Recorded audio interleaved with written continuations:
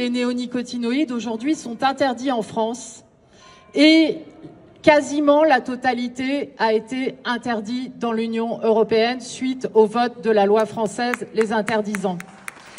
Et il faut rappeler un point d'histoire. C'est qu'en 2020, il y a déjà eu une loi pour réautoriser les néonicotinoïdes. Et cette loi, elle a été censurée par la Cour de justice de l'Union européenne.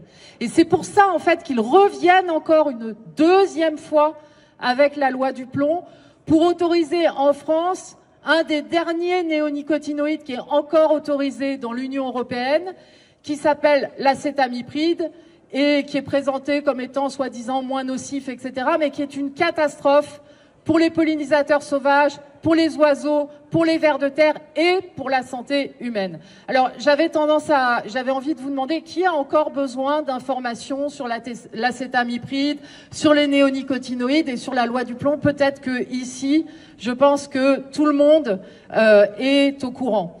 Donc, je voudrais parler de ce qui s'est passé à l'Assemblée nationale. Puisqu'on a eu, c'est tout un groupe qui travaille, le groupe écologiste et social avec d'autres également. Il y a eu un fait inédit dans les annales de l'Assemblée nationale.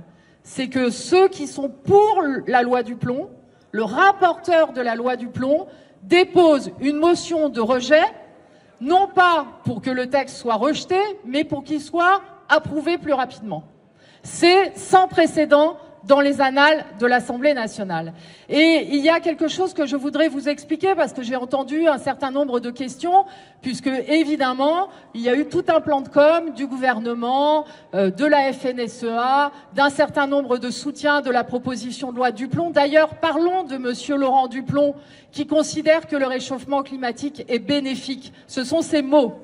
Il est climato-obscurantiste. C'est un texte obscurantiste que nous avons aujourd'hui en face de nous et qui sera discuté en commission mixte paritaire. Mais dans l'argumentation, il a été dit que, soi-disant, nous aurions, nous, déposé trop d'amendements à la loi du plomb.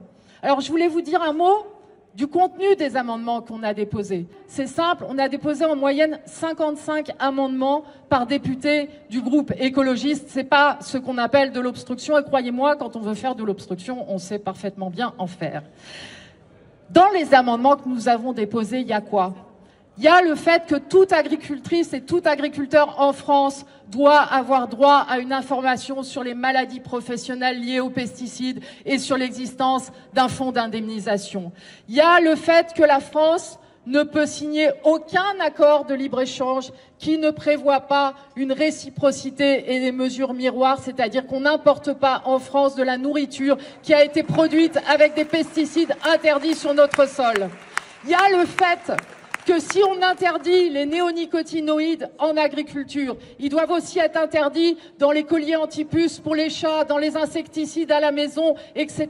et dans les médicaments vétérinaires. C'est la moindre des choses. Il y a, vous savez, la loi, elle s'appelle « Lever les contraintes au métier d'agriculteur ». Il y a le fait de lever les contraintes au métier d'agriculteur biologique et de reconnaître le préjudice sur les productions bio des contaminations par les pesticides d'agriculteurs voisins. Il y a le fait de lever les contraintes à l'apiculture, alors que la production de miel en France, de l'époque où les néonicotinoïdes ont été autorisés, s'est totalement effondrée. Et je pourrais vous multiplier la liste de ces exemples. Il n'y a pas un seul des 1500 amendements que nous avons déposés qui n'est pas un amendement sur le fond pour interdire le glyphosate, pour interdire les 37 pesticides qui sont des PFAS, etc., etc.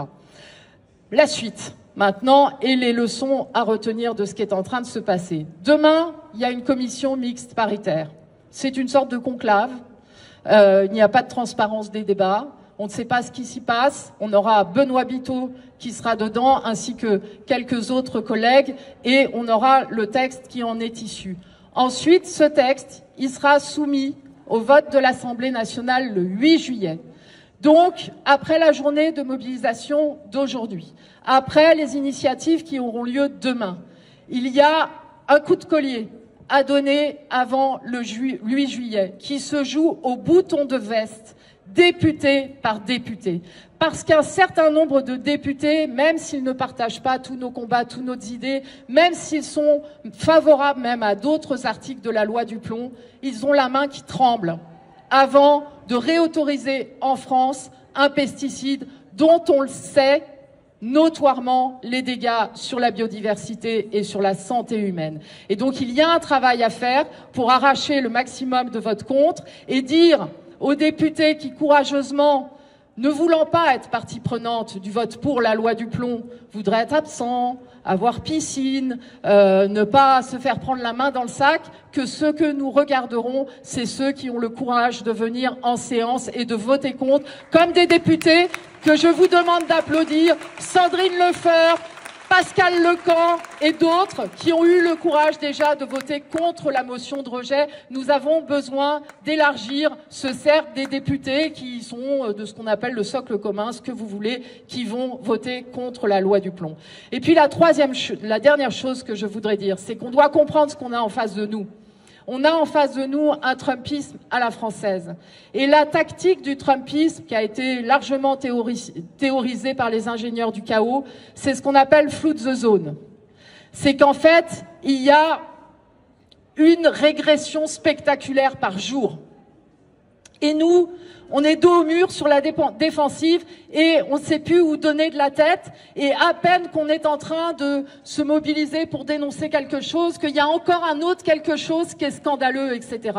On doit comprendre que c'est ça qu'on a en face de nous et nous y apporter une réponse mobilisée, structurée, en choisissant quel est le point faible chez l'adversaire, quel est le combat que nous pouvons gagner parce que nous sommes majoritaires dans l'opinion publique et à mes yeux, ce combat actuellement, c'est celui de la santé environnementale et du combat contre les pesticides.